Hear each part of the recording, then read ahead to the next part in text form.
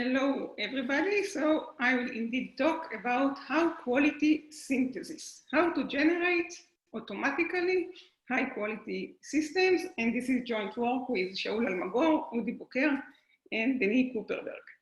So the one good thing about, just a moment, for some reason, my keyboard didn't work. So the motivation part is very easy. Systems may not be correct, we want them to be correct, and it will be very nice if we can have some magical procedure that will get as input a specification, something that describes desired behaviors, and will output a system that satisfies the specification. So this is synthesis, and we want it because then, yes, the system is always correct, or at least it satisfies its specification. So how to do synthesis? And first, when we say system, what we mean by system? So the traditional view views systems as Turing machines. Turing machines, they operate on an input and either accept or reject it. And then the type of specifications are things like the value of z is x times y, or the program sorts the numbers.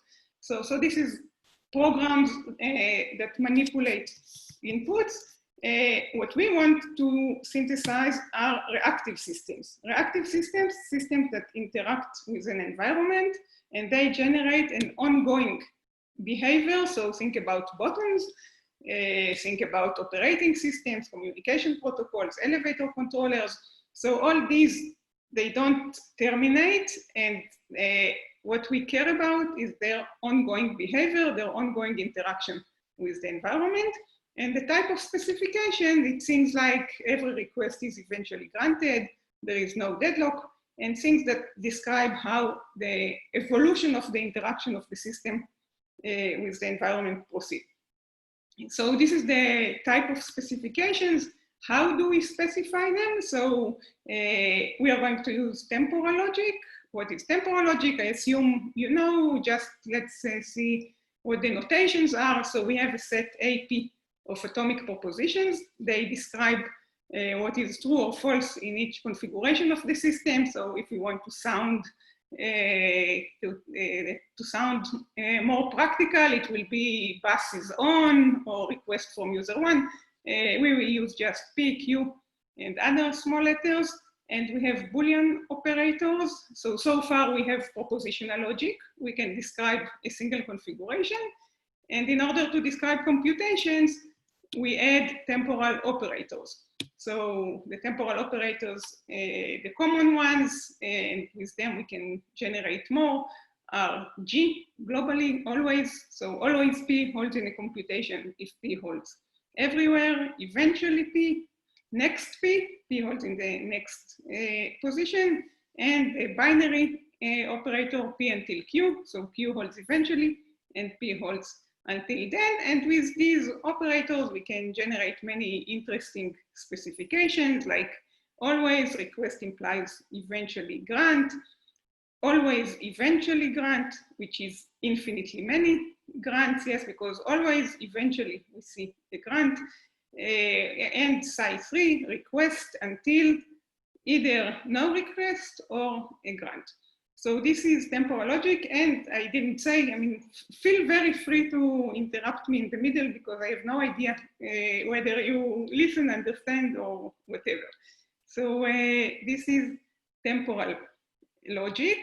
And now in synthesis, we are given a specification, a formula in temporal logic that describes desired behaviors, and we want a system that satisfies the specification. So if, for example, the input is P and Q, then the output is a state that satisfies P and Q.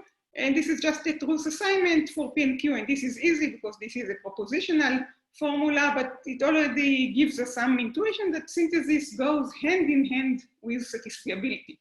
Of course, if a formula is not satisfiable, then we cannot synthesize a system that satisfies it. What if we move from temporal logic, from propositional logic to synthesis of temporal logic specifications? So let's first talk about satisfiability of temporal logic specifications. So think, for example, about the specification always P and eventually not P. So you can see that this is the temporal variant of the contradiction P and not P, but we also have some time dimension. So how do we solve this fiability of temporal logic specifications? We keep in mind that a computation over a set AP of atomic propositions is an infinite word over the alphabet of assignments. Yes, because we have the assignment in the first position, the second position, so our alphabet are truth assignments to the atomic propositions. And then a specification is a language of the desired behavior, a language of infinite words over the alphabet to the APs. And when we ask whether a formula is satisfiable, is like asking whether its language is not empty. And this is known as the automata theoretic approach, given a specification. Varga and Volper suggested in '86 to translate it to an automaton over the alphabet to the AP that accepts exactly all computations that satisfy the specification. In the case of LTL, then the automaton is a non-deterministic bookie word automaton. So it's an automaton on infinite words because we care about ongoing behaviors of non-terminating systems. And we won't get into the details of what exactly a bookie automaton is, but I assume you know, and if not, it's just an automaton, and a run is accepting if it visits an accepting state infinitely often. So here we have an example to an automaton for the formula, always request implies eventually grant. So if this is the formula, it has two atomic propositions. So it has 4 letters for the 4 assignments of a request and grant. We start here. If we see a grant with no request, we move to the second state. You see when I do this arrow, right? And in this state, if there is no grant, we stay. If there is a grant, either with a request or with no request, we go back here. Here we can loop, it's an accepting state. But if we get another request with no grant, we have to come back here. And in general, there is a translation of specifications to automata. And once we have such a translation, the question whether the formula is satisfiable can be reduced to the algorithmic question whether the language of the automaton is not empty. So this is how we solve satisfiability of linear temporal logic formulas. Let's see an example. Suppose we have a printer and 2 users, and our specification wants that whenever user I sends a job, the job is eventually printed, and the printer does not serve the 2 users simultaneously. So what do? We translate them to temporal logic, and I'm going to use the J1 for job 1, a request from user 1, and P1 for a printing of the job of user 1. So always job 1 implies eventually print 1, and always request job 2 implies eventually P2. So this is the non-starvation and mutual exclusion. The printer does not serve the 2 users simultaneously, so always not P1 or not P2. So we have these specifications, and we want to check whether they are satisfiable and synthesize a printer. So let's synthesize a scheduler that satisfies the specification. And the problem is that satisfiability of psi doesn't tell us something about whether such a scheduler exists. The answer is no. And even more, even if I will give you a model that satisfies the specification, will it help us to construct a scheduler?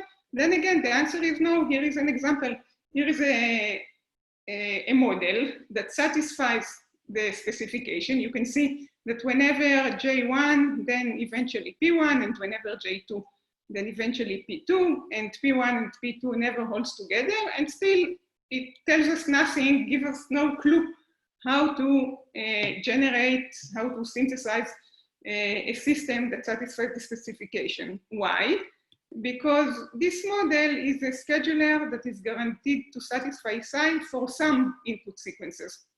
And in this example, this is a very boring input sequence. We have no request, not from user 1 and not from user 2. So it's very easy to satisfy the specification. And what we really want when we synthesize systems is a scheduler that is guaranteed to satisfy the specification for all input sequences. And the issue here is really the issue of closed versus open systems. What is a closed system? In a closed system, we don't have input. So a closed system is a system and it generates output 0, output 1, output 2, and so on. Think about a counter, think about something that does not interact with an environment. For closed systems, when I want them to be correct for all input sequences, it's exactly like being correct for some input sequence because there is only a single, the empty input sequence. And here, synthesis goes hand in hand with satisfiability.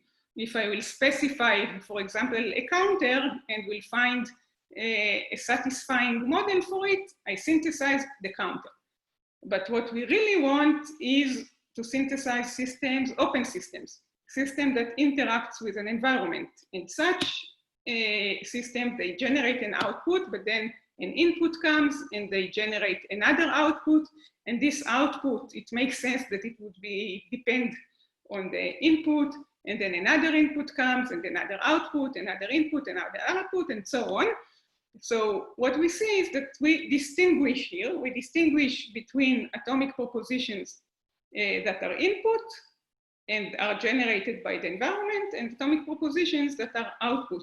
And when we model an open system, then it is not just a labeled state transition graph. It's not a cryptic structure or a graph that is labeled by the atomic proposition, and rather it's a strategy.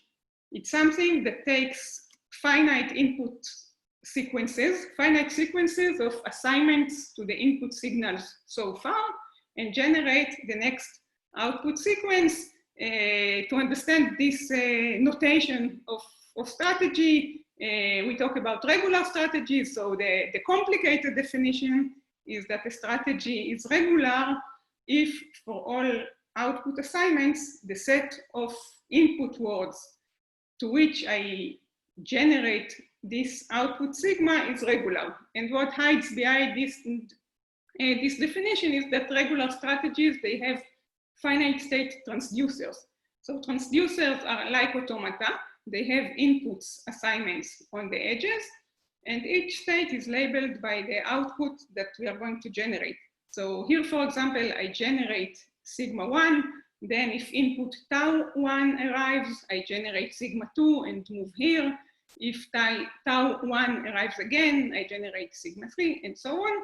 So what we want is such transducer. In our example of the printer, the inputs are J1 and J2, the outputs are P1 and P2, and what we want is some function that, given a finite sequence of how the requests so far behave, will tell us which job we should print. So synthesis does not go with satisfiability when we talk about open systems. So let's see what it does go with. So what is a computation of such a transducer? It starts with outputting O0, then in the next state, I0 and O1, I1 and O2, and so on and so forth. So this is what we get, such a computation. So a computation of F, for every input sequence, I add to it the output sequence that is generated. And we are going to say that the specification is realizable. So realizable, that's the open variant of satisfiable, if there is such a regular strategy such that all the computations of F satisfy the specification. So this is realizable, and synthesis goes with realizability. When we say that a specification is realizable, we want to find such a finite state transducer. All those computations satisfy the specification. Questions? So this is, questions? This is all known, and here is where our issue of quality starts. So here is an example. So if you knew everything and didn't listen, this is where the real talk starts. So assume I have an input signal P and output signal Q, and I want to synthesize the following specification, it says that always every P is followed by Q or Q in the next state. So G implies next Q or next Q. And in addition, infinitely often not Q. Yes, because note that here I could satisfy this part of the specification just by a transducer that always satisfies Q. I cannot do it because infinitely often there should be not Qs. So here is what I said. Whenever we get P, we must output at least one Q in the next 2 time units. And there are infinitely many positions in which we don't output Q. Here are 2 transducers that realize the specification. So first, since they are transducers, they should have on their edges labels by P and not P, and on their states, they should be labeled by Q and not Q. So you see that this transducer really ignores the input, whether it gets P or not P. It moves to this state where it outputs Q, and again, whether it has P or not Q, it comes back here and outputs not Q, and this transducer is correct, right? Whenever we have P, there will be Q either in the next step or the next step, because I alternate between Q and not Q, and there are infinitely many positions with not Q. So this is one transducer. Another transducer for the specification is the one here, and you can see that this one is more complicated. It starts with not Q. If I don't get a request, if there is not P, I stay here. If there is P, I'm still not outputting Q, but I remember that whatever happens in the next state, I will output Q. And then again, if I have P, I move here, and not P, I move here. And this transducer first, let's see that it indeed satisfies the specification, realizes the specification. So no matter which green sequence I get, which sequence of P's and not P's, I will satisfy the specification. So these are 2 transducers that realize psi, and different algorithms for realizability may give us one of these 2 transducers, and we can ask which of them is better. Which I want to ask, but which one is better? And this is, it's not clear what is better, because we don't have better in logic. We only have true or false. Logic is Boolean, and in general, computer science is Boolean. We have light, we don't have light, true, false, 1, 2, and we don't have quality. But satisfaction is not really Boolean. I mean, if I have, for example, the specification always request implies eventually grant, here is a computation that does not satisfy it, but here is a computation that satisfies it, and another computation that satisfies it. Yes, every request is eventually followed by a grant, and another one that satisfies it, and this one also satisfies it, and this one also satisfies it, and a model checker or a transducer that realizes this specification is not going to distinguish between all these possibilities, while it's quite clear to us that some of them are better than others. Yes, if I want to give not just true or false, but to give a grade to the computation, so okay, I will give 0 to this one because the specification is not satisfied.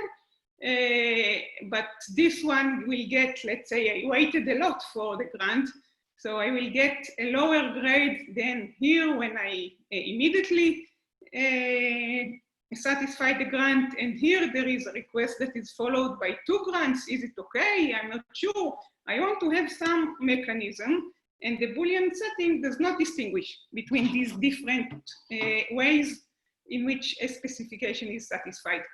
And this is our goal. Our goal is to formalize quality and generate high quality systems. So when we do it, we have to distinguish between 2 types of quality. One, I'm going to call behavioral quality. Behavioral quality is some ways to refine the specification, to refine LTL or other temporal logic, so that it will be clear, for example, whether we should respond with 2 queues or only 1. If we respond with 1 queue, should we do it as soon as possible? Should we save on queues? Yes, so should we output as few Qs as possible and still satisfy the specification. So these are all quality concepts or quality measures that we want to add to the specification. So I'm going to call them behavioral quality. And another type of quality is implementation quality. And in implementation quality, we will refer to things like the size of the transducer and its sensing cost. So sensing cost, I'm not sure you know what it is, we will get to it. So this is the types of quality we are going to, we want to refer to. And it's important because, yes, because designers will be willing to give up manual design only if they are guaranteed to get systems of high quality, not just correct. So let's start with behavioral quality. So for behavioral quality, and this is joint work with Shaul Almagor and Udi Boker, we introduced two logics, two extensions, two multi-valued extensions of LTL. They are called LTL-F, F is function, and LTL-D, D is discounting. And what's the idea? The idea, and we'll start with LTL-F. LTL-F, the satisfaction value of a formula is no longer true or false, but it is a real value in the 0-1 range. 0 is very bad, 1 is very good. And in the middle, we can have many other things. And the F, this is the parameter to the logic. It's a set of propositional quality operators. What do I mean? Each such operator has an arity, K, and it takes values between 0, 1 and returns another value. The simple example is min and max and negation. We can view them also as quality operators. If I want X and Y, then the truth value of X and Y is the minimum of X and Y, because if I want to measure the quality of satisfying X and satisfying Y, then the quality of the conjunction is the minimal quality of each of them. And if I want X or 1, I will take max. The quality of X and Y and negation is 1 minus. So these are the simple, the Boolean, I mean, here I still didn't introduce values that are not 0 and 1. We will see richer examples. Let's first see the semantics. So we are going to use this notation in order to denote the satisfaction value of psi in pi. So pi is a computation, psi is an LTL-F formula. The satisfaction value of true is unsurprisingly 1. The satisfaction value of false is 0. For an atomic proposition P, it will be either 1 or 0, according to whether P holds in the first state in the path phi. And this is the new one. If I have a function like mean, max, or average, or you can think about any function on k values that you want, I will apply f on the values of the arguments, their value in pi. Soon we will see examples. We have next as expected, and we have until. So what is until? Let's say two things about until. So here is the Boolean until. So in Boolean until, the satisfaction value of phi1 until phi2 in a computation pi is I'm doing a big OR on all futures, and I want for each future I either phi2 to hold there, and in all positions j until I phi1 to hold. And the extension to the multi-valued word is as expected. I'm going over all positions, and I will take the minimal value between the satisfaction value of phi2 in this pi I, in the suffix that starts in position I, and the satisfaction value of phi2 in all the suffixes until then. And if you lost me, here is an example. So let's assume that phi2 has the following truth values in my computation. So here the satisfaction value of phi2 is 0. Here it is also 0. Here it is 0.3. Yeah, so these are the green ones, are the satisfaction values of phi2. The red ones are the satisfaction values of phi1. So what is the satisfaction value of phi1 until phi2? If I will take this position, I will get 0. This position, I will get 0. What I will get here? Here I will get 0.3. Why? Because it's the minimum of 0.3, the value of phi2, and the values of phi1 until then. And an interesting thing, and this will something to think on when we will talk about algorithms, is that unlike the Boolean case, it need not be the first position where phi2 gets some positive value. Because if I will look at this position with the 0.6, then the value of phi1 and phi2 until phi2 is really 0.5. Why? Because it's the minimum of 0.6 and all the values of phi1 until this point. And perhaps I can do better if I will go to this 0.8, but no, because the 0.5 will reduce the value here.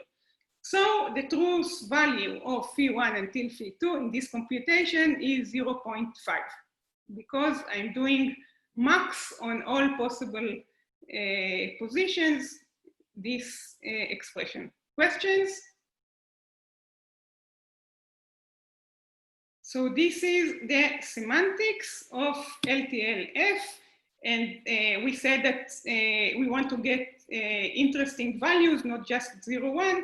So two useful quality operators take some parameter gamma in 0, 1. So gamma is some number, half or third. Then the truth value of the formula triangle lambda phi is lambda times the value of it. So this is a way of factoring a truth value. And this operator is weighted average. Phi1 weighted average gamma. Phi2 is gamma times the truth value of phi1 plus 1 minus gamma, the truth value of phi2. What can we do with them? We can do a disjunction, for example, phi1 or 3/4 phi2. If phi1 holds, the satisfaction value is 1. Yes, because remember that OR is max. So phi1 or 3/4 phi2, if phi1 holds, the satisfaction value is 1. If only phi2 holds, the satisfaction value is max between 0 and 3/4, so it's 3/4. And if none of them hold, the satisfaction value is 0. So we can prioritize different behaviors. I can say not just phi1 or phi2, but say phi1, and I like it better than phi2. So if we go back to our two transducers that realize the specification, which one is better? Now I can take the specification, and for example, this part that requires every p to be granted in the next or next position. And I can write, for example, P implies next Q or only half next Q. What does it mean? If I get 2 Qs, the truth value is 1. If I get only the first Q, then the truth value is 1. Only the second, the truth value is half. Okay? And if I get no Q, then the truth value is 0. And since this is always, then it's enough that in one occasion along the computation, I had a non-optimal behavior in order to reduce the satisfaction value of the whole computation. So this is an example to one variant. What if I do always P implies next Q, weighted average 3/4 next Q? Now, if I have 2 Qs, it's 1. If I have only the first, it's 3/4, only the second, it's quarter, and you can see that I can specify prioritize many scenarios and make my specification much richer. So this is LTLF. What is LTLD? D is for discounting. And again, a satisfaction value is a value in 0, 1, 0 very bad, 1 very good. And D is a set of discounting functions. So something that tells us for every natural number n, how much I discount the eventuality. It's for discounting eventualities if I am in the ith position. So this eta, this function is strictly decreasing, and it tends to 0. For example, it can be n of a position I, it can be 1 over I plus 1, or it can be 1 over 2 to the I. So it will be clearer again with an example. So first the semantics. The semantics cares only about until. So we have usual LTL here, and until discounted by a function eta, what's the satisfaction value? I'm doing, now it's not the maximum, but it will be the supplimum, because I may have infinitely many values here. And you can see that phi2, I discount the value by eta of I, because I'm in the ith position. And in phi1, its satisfaction value in pi j, I discount its value by eta of j. In our example, what's the satisfaction value? So what's our discounting function? Let's assume it's 0.9 to the power of I. Yes, so if I satisfy the eventuality immediately, I get value 1. If I satisfy it in the second time unit, it will be 0.9. Third time unit, it's 0.9 times 0.9. So here, the third position will give me satisfaction value 0.243. Why?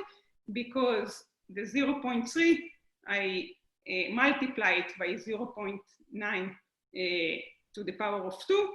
And this 0.5, I multiply it by 0.9.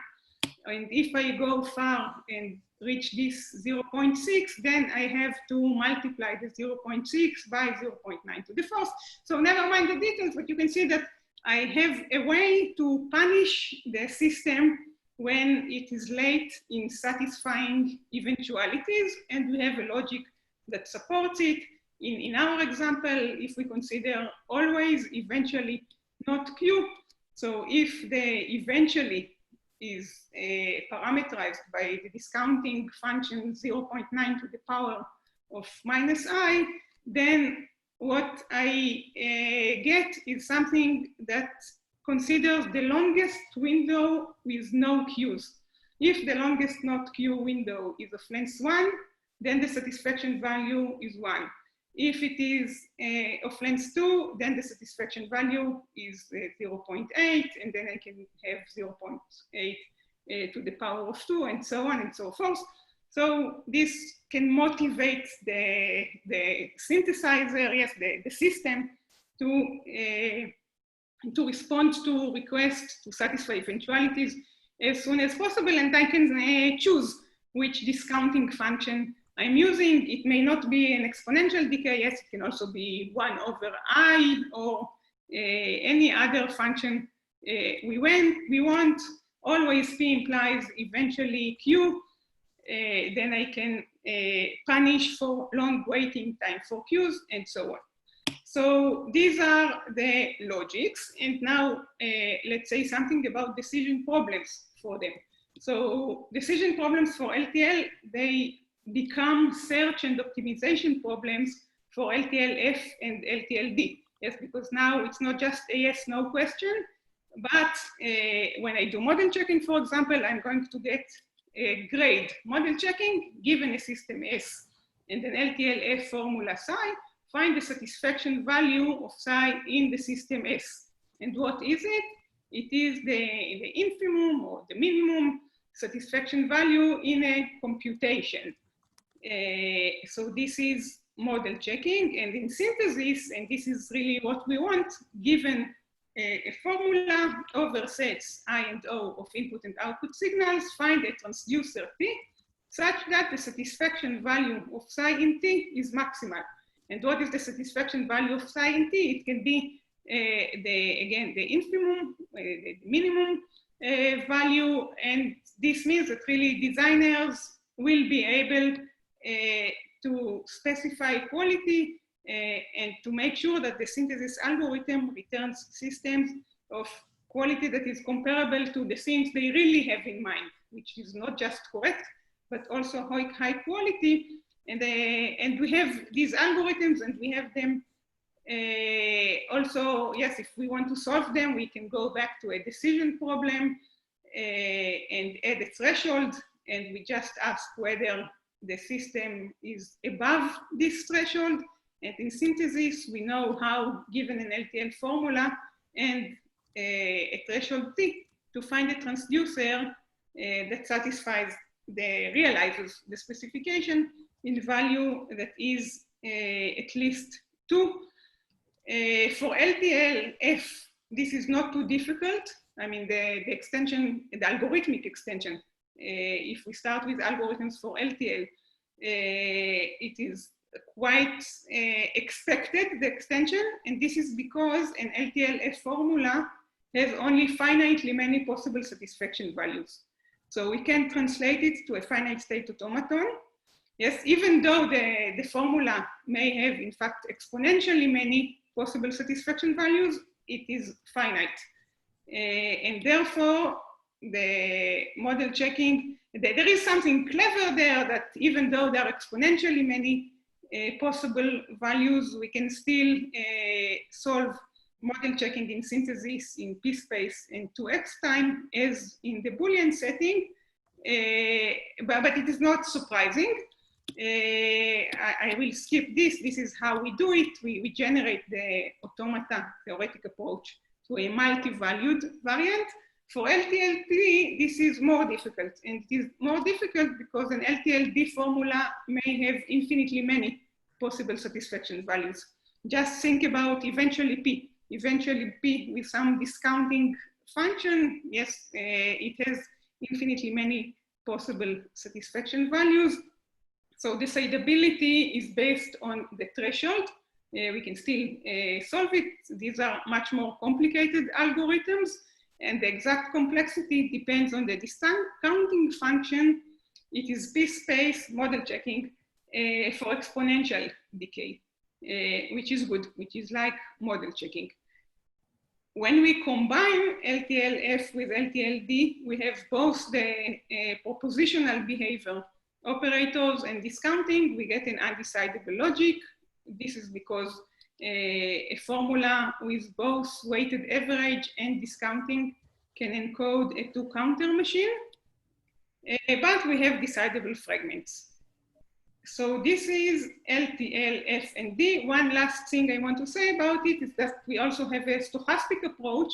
When we measure the quality of a system, here we said that we consider the worst behavior. We can also talk about the expected behavior also in model checking and in synthesis, assuming some given distribution on the computations or the input signals.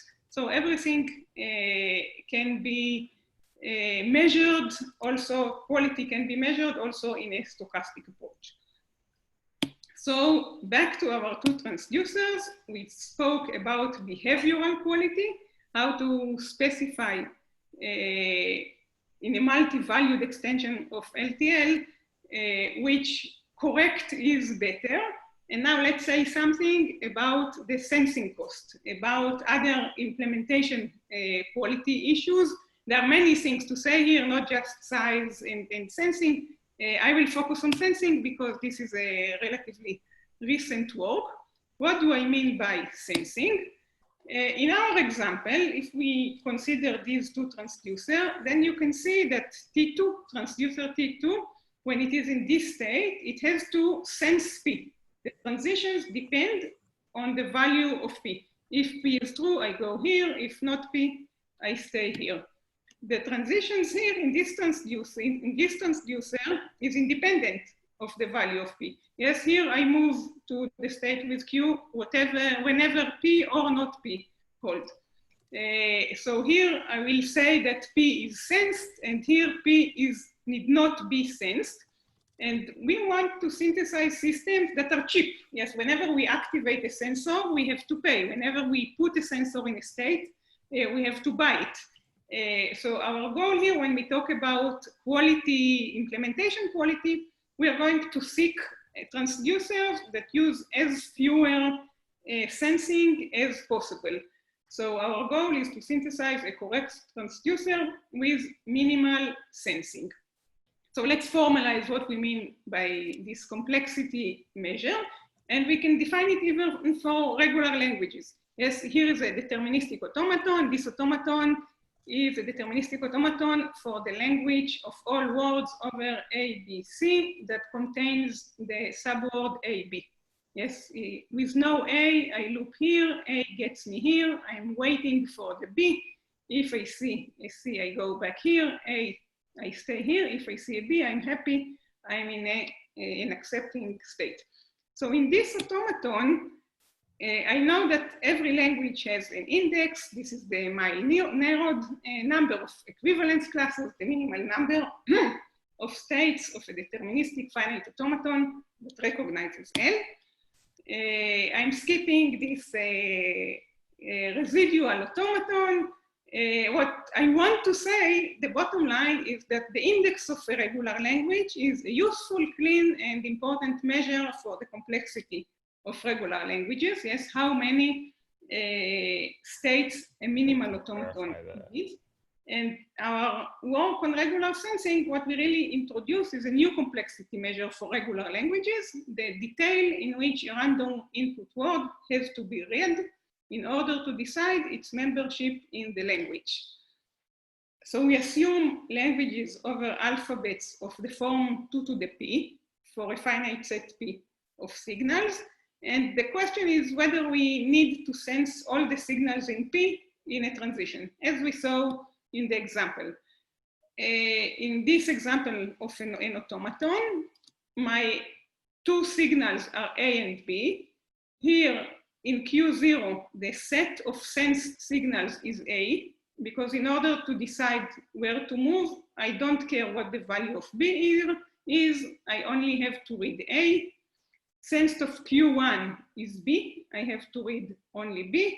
And in Q2, in fact, I have to sense neither A nor B. So sensed of Q2 is the empty set. So the sensing cost of Q0 and Q1 is 1. I have to sense one signal. Here it's A and here it's B. The sensing cost of Q2 is 0. And more formally, I will say that a signal P is sensed in state Q if its value influences the transition. So if there is, yes, the alphabet is 2 to the S. So if there is some assignment to the signal such that with respect to this assignment, the information on whether P holds or not decides the transition. So delta of Q in S minus P is not equal to delta of Q in S with P. So sensed of Q in Q is the set of signals that are sensed in a state Q, and S cost of Q is the number of signals that are sensed in Q. And now I can define for a finite word, what is the sense, for a finite run, what is the sensing cost of a run. So if the run has M states, then it will be the average of the sensing cost. And for a finite word W, the sensing cost of W in A is the sensing cost of R for the run. It's a deterministic automaton, so I have a single run. So I see what's the cost of this run. So this is the cost of a word, and the cost of an automaton is the cost of words of increasing sizes. So I'm looking at the limit. But soon we will see an alternative definition, but just an example to make sure we have an idea of what I'm talking about. So here is a very simple automaton. It has a single signal, A. Here, whether A is true or not, I move from Q0 to Q1. Here, if A is true, I go back. If A is not true, I get stuck. Yeah, so this is an automaton for the language in which A holds in all odd positions, right? So what's the sensing cost of it? So you can see that in Q0, I sense no signal. So the sensing cost of Q0 is 0. The sensing cost of Q1 is 1 because I have to know whether A holds. So the sensing cost of a word of length 1 is 0 because I have to take only this transition.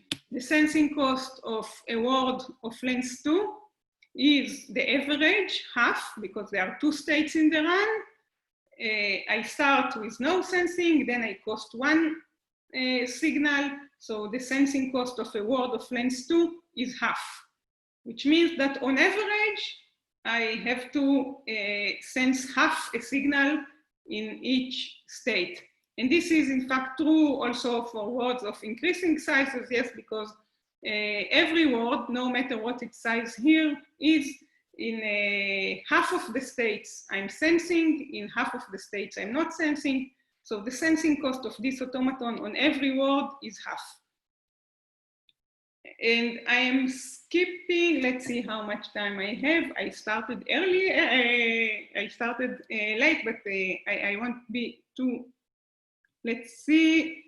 We have an algorithm that calculates the sensing cost of an automaton. What is about the sensing cost of a language? It's the minimal sensing cost of an automaton that recognizes this language. And the choice of an automaton is important. Yes, if my signals are A and B, and my language is sigma star, for example, then I can accept this language with sensing cost 0. My automaton need not sense, it can accept everything. But I can also have an automaton, a silly automaton for this language that for no reason sense A in all states. So the sensing cost of a language, it's the minimum sensing cost of an automaton that recognizes the language. It's really the infimum because I don't have a bound. And the main question we answer, and mainly in the, now I'm talking about automata, soon I will say something about synthesis, is whether minimal sensing is achieved in a minimal automaton. Is it true that minimizing sensing goes with minimizing the size? So the main result is that in the case of words, of finite words, this is true. In the case of finite words, minimal sensing is obtained in minimal size automaton.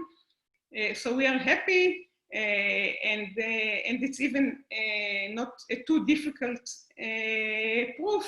Yes, we want to show that for every deterministic automaton for the language, the sensing cost of this automaton is bigger than the sensing cost of the residual automaton, the mile-narrowed automaton. And the proof, we just trace runs of this automaton and of the other automaton and see that we can only lose by refining states of the residual automaton. So finding the sensing cost of a language given by a DFA is easy, and it is also easy to minimize sensing. I'm just minimizing the state space, and I will get that I'm also minimizing the sensing cost. In the setting of infinite words, the situation is much more challenging. So there is a question, if you like to answer it now, or would you like to wait till the end? Whatever the chair tells me, I'm happy to get to it. Yeah, just ask. Okay, so it's for Mohammed. Mohammed, go ahead. Yeah, so basically it was related to the example that you showed previously. So it was not clear to me that how is it different from assigning rewards to the labels, and then minimizing these rewards, like in the normal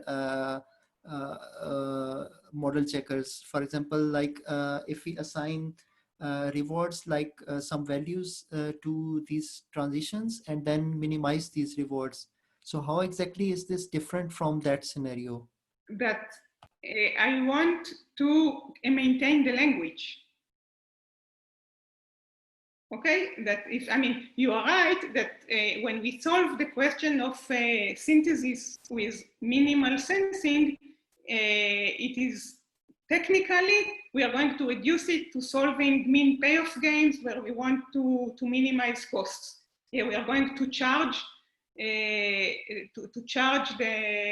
players according to the sensing cost.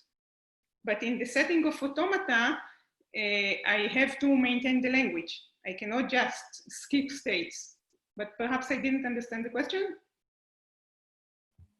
So, what I meant was, like, if I assign rewards to the transition rewards, I mean, right? So if A has a specific transition reward of, let's say 1, and the absence of A, not of A, has a reward, let's say half. So, and then for, then I calculate the rewards for each of these transitions. And for synthesis, I try to minimize the total rewards. That is, basically by rewards, I mean the rewards represent the costs, basically. Yeah, so you are right. Yes, when we solve synthesis, we are going to do something that is very similar to what you are describing. We want a strategy that both satisfies the specification and minimizes the cost of sensing. So you are right. Yeah, this is how we are going to solve synthesis. Okay, okay, thank you very much. But still we are talking about the theory of automata, meanwhile, yes, and in particular the question of whether we have minimal sensing in minimal automata. And in the case of infinite modes, this is much more challenging.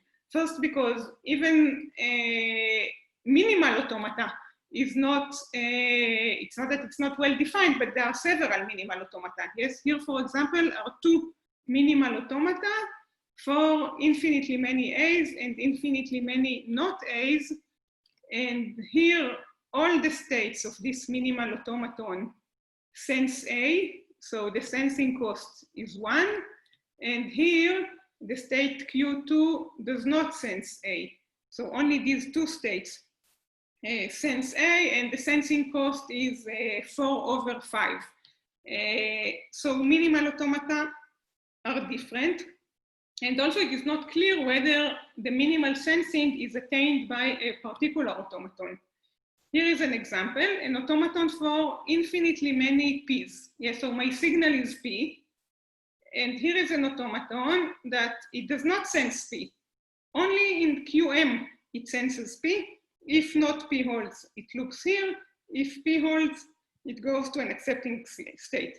So you can see that this is really an automaton for infinitely many P's. Yes, if there are infinitely many P's, then we are not going to get stuck here, and we will visit the accepting states infinitely often. And you can also see that the longer this sequence, the smaller sensing I have. Yes, think about this, that I have to see whether I have infinitely many P's. I'm shutting down the sensor. Once a year, I open it. And after a few seconds, yes, if I assume some distribution on P and not P, I will eventually get back here, shut the sensor again. So this is an example that first, minimal sensing is not attained by a particular automaton, because the bigger the automaton is, the smaller is the sensing. Sensing tends to 0. And that sensing is not attained by a minimal automaton. So we have a trade-off between size and sensing cost. And another issue is whether the acceptance condition matters. Is sensing cheaper in parity than in bookie? So all such results, I would just say that the bottom line is that the acceptance condition does not matter. And when we go to synthesis, it becomes, what's my goal now? If I have inputs and outputs, I want a transducer that realizes the specification.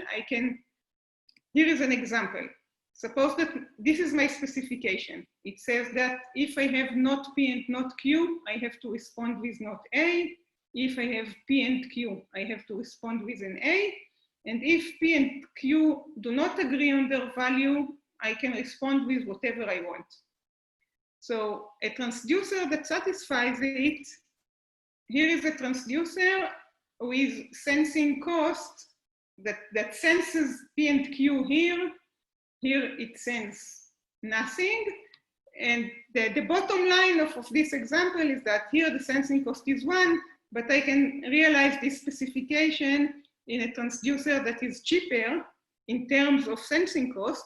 It senses only P, it doesn't have to sense Q, but this transducer is not embedded in the deterministic automaton for the specification, so things are complicated, and We have all kinds of bounds about finding a transducer with minimal sensing cost and trade-off that it may be that minimal sensing is attained by a big transducer. So to sum up, automatic synthesis is an appealing approach for generating correct systems, but we need automatic synthesis algorithms to generate high quality systems. It's not enough to be correct. We want to have a high quality. So we need to formalize quality. We have behavioral quality, which is a multi-valued specification formalisms. We saw LTLF and LTLD. We also have structural quality measures like size, how much randomness we need, how much communication we need, and this new measure of sensing. There are trade-offs. There are trade-offs not just between size and sensing, for example, but also trade-offs between behavioral quality in these measures. And just think how much effort people in algorithms invest in high quality and low complexity algorithms. They are willing to get approximations and things like that. We in our community almost don't talk about it. All kinds of trade-offs between behavioral quality and structural measures. Quality is everywhere. Let's formalize it. So this is it, and thank you. Thank you, Orna, for this very interesting talk. So please ask questions. So another question from Mohammed. Go ahead. Yeah, so I was wondering if there is already some tool available, because this is very interesting, and I'm thinking about some practical applications, that the kind of systems that we have, it will be nice to evaluate those. So is there some tool already available? So I know about a tool that implemented LTLF model checking, and I think that also synthesis. Guys from Japan, if you send me an email, I will send you their paper. And Solomon Sickert is now implementing translations of LTLF to automata that will enable us to use everything that we know about LTL also for LTLF. Sure, thank you very much. A question from Alan. Alan? Sure, but Nur, I think had a question in before me on the chat. Nur, did you want to ask your question like live? I'll yield to Nur first because I saw that before. Or should I read, Nur, should I read your question?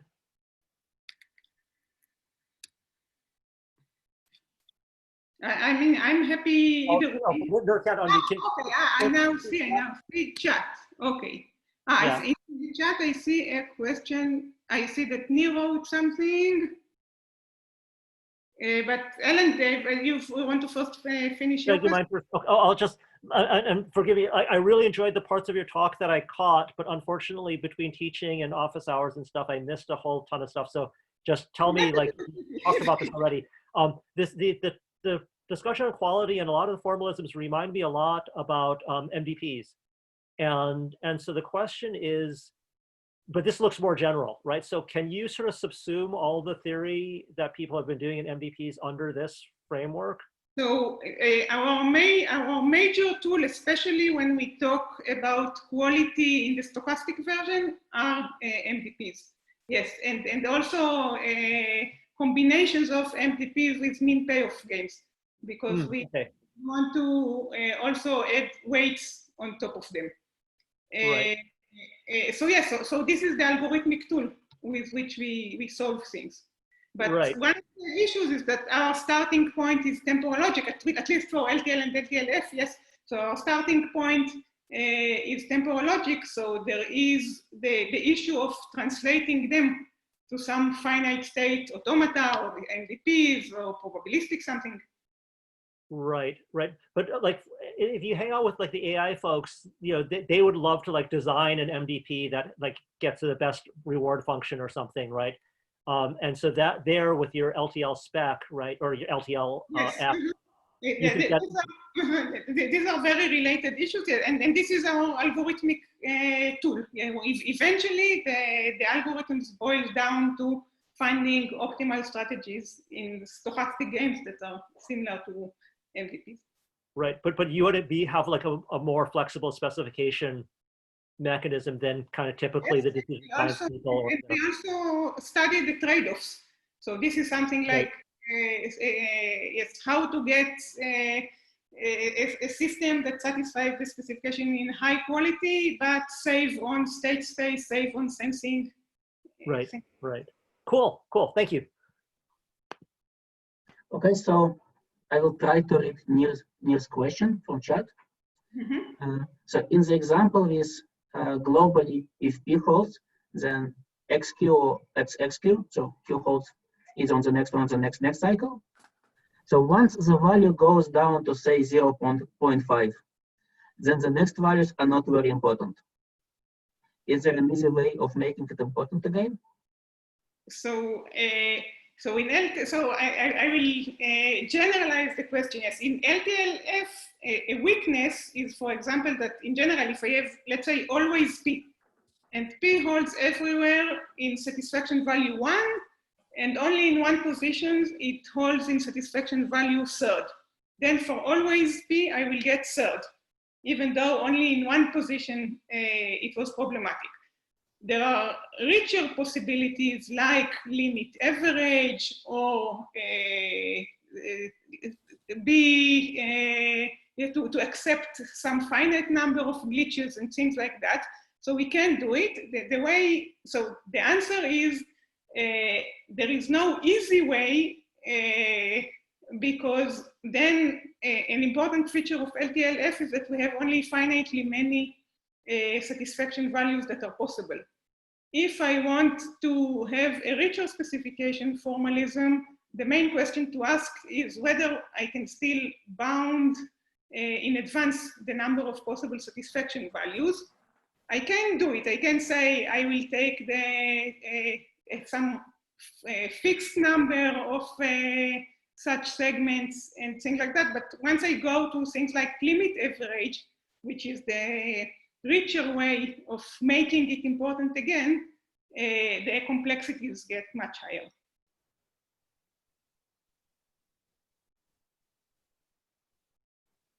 I don't hear you, Alexander. You are. Okay, so I hope that answered your question. Thank you. There is a question from Nestan. Hi, thank you first of all for a very interesting talk. So I have a question, maybe just to confirm something. So in the LTLF, when you choose the starting values on atomic propositions, so I understand that they come from a user, and are there any restrictions on what those values can be apart from 0 to 1? So it's an excellent question because this is a border for decidability. So if I solve, there are really two ways of viewing even satisfiability, not just synthesis of LTL formulas. Whether I'm free to choose any value to the atomic propositions or whether they can be only 0 and 1. If they're only 0 and 1, then everything is decidable. If even the atomic propositions themselves have unrestricted values, then things become complicated. First, it is not clear, yes, what is a possible input. So a possible input, it's really, I have Aleph1 possibilities for even a single atomic propositions. So if we bound them, then any finite bound boils down to as 0 and 1. Every infinite bound goes to undecidable. And we have a proof of it, yes, that synthesis, if we don't bound the values of the atomic propositions, then it becomes undecidable, even satisfiability. I see that. Does it answer your question? That's very interesting, but I have like one more follow-up question to that, if I can ask. So, but do you support, or maybe the tool implementation that you mentioned, if you know if it supports any additional? It only has, so in model checking, it's not a problem. In model checking, still everything is finite because I have only finitely many values in my input. And I think that the implementation has only 0 and 1 for the positions. And it's easy to extend it to a finite number of values. But would you easily extend to adding additional constraints to the values, like arithmetic constraints? Yeah, I mean, it depends how you specify the constraints. Okay, makes sense. Yeah. Yes. Thank you. Sure. Okay, so it looks that there are no more questions. So Orna, we would like to all of us to thank you again for this talk. My Thank pleasure. you very much. So I don't think we have a break until the next session. So the next session is the hardware model checking competition, which will be, I think, will be given by Matthias. Is that correct? That's right. Yes.